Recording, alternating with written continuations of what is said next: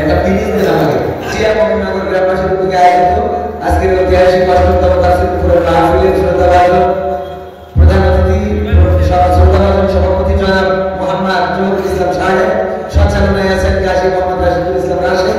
প্রধান অতিথি ছিলেন আমার শ্রোতাভাজন ওস্তাদ এবং আমার বাবার বন্ধুবর অধ্যাপক মতিয়ার রহমান সাহেব। দ্বিতীয় বক্তা হিসেবে আলোচনা করেছেন আমাদের হাফিজ মাওলানা আতিকুর রহমান জিহাদি সাহেব। আলোচনা করেছেন প্রধান বক্তা মাওলানা হাফিজুর রহমান সাহেব। এছাড়াও আমার কাছে আরো গণ্যমান্য ব্যক্তিবর্গ আছেন।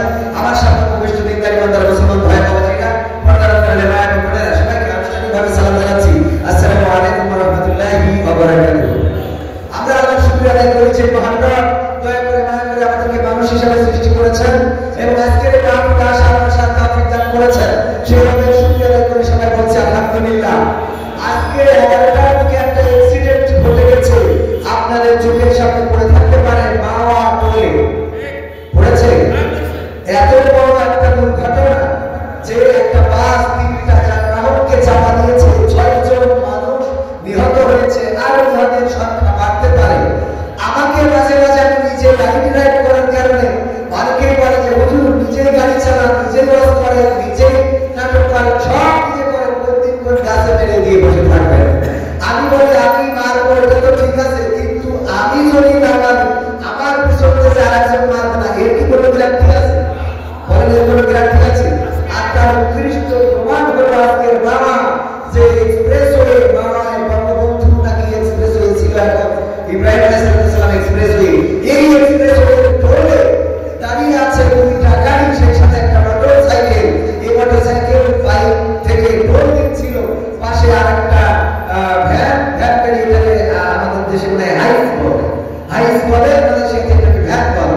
তো এই হাইস গাড়ি এবং সেই সাথে আরেকটা প্রাইভেট বাস এসে একেবারে ডলিয়ে দিয়ে চলে গেল। এইগুলো চোখে পড়েছে না পড়ে? আল্লাহ না করুক, আল্লাহ না করুক, এমন ভাগ্য আমাদের হতে পারতো না পারতো? এমন ভাগ্য হতে পারে না পারে না যে আল্লাহ আজ পর্যন্ত এমন ভাগ্যের মধ্যে ফেলে না, এমন বিপদে ফেলে না, সে আল্লাহ শুকরিয়া আদায় করে বলছে আলহামদুলিল্লাহ। আরো একটা বড় দুর্ঘটনা ঘটেছে কাজাকিস্তানে, বিমান দুর্ঘটনা। চোখে পড়েছে আপনাদের? বিমান দুর্ঘটনা ঘটেছে, ক্রাশ খেয়েছে 110 জন, 106 জন যাত্রী এবং 4 জন 5 জন বিমান ক্রু সহ।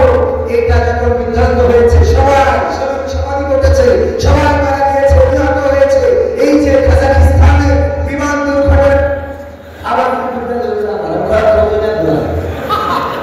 তোমার বাবার মেয়েটা কি বলল জানা আছে না? বাংলাদেশের ফকিরাতে দোয়া করতেছে, হাত করতে গিয়ে হুজুর 1000 টাকা দিলাম, হাসপাতালে দোয়া করতেন। আমি দোয়া করেছি আল্লাহ এই লেখায় যত মানুষ আছে সব মুক্তি বানাও, যাতে হাসপাতালে যাবে। পরে থেকে আমার পেজে মেসেজ দিচ্ছে, হুজুর দোয়া করলেন কে হলো কি কে বলছে, হুজুর আমাকে কাছে পুলিশ এসে 1 লাখ টাকা বলবো না, ঠিক আছে। তার কাছে উল্টো কাজ করার কারণ আছে। আপনারা দেশের 1000 টাকা শাস্তি দ্বারা শুরু আছে, ওরা তো 1 লাখ টাকা বেশি দিচ্ছে, হতে পারে। আল্লাহ কবুল করেছেন বলে না? তোমার কবুল করার মালিক কে? আল্লাহর কাছে চাইলে পাওয়া যায়। যারা চেয়েছে তারা পেয়েছে, যারা ডেকেছে তারা পেয়েছে। ইব্রাহিম আলাইহিস সালাম ফিরাউনের নমরুদের বলছিল, নমরুদ আমার নাম সব বলেছিল, বলেছে, পরে বলে না, কি বললো?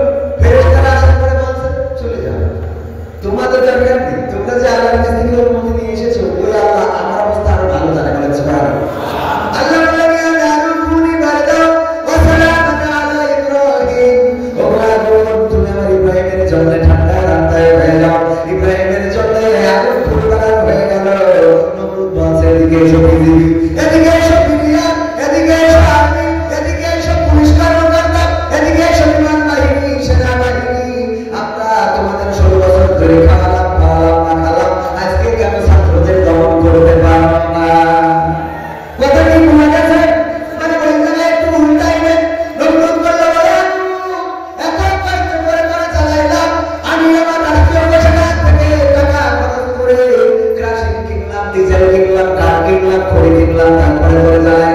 এত করে ভিতরটা বানালাম, আর ওই আগুনের মধ্যে আমার শত্রু ইব্রাহিমের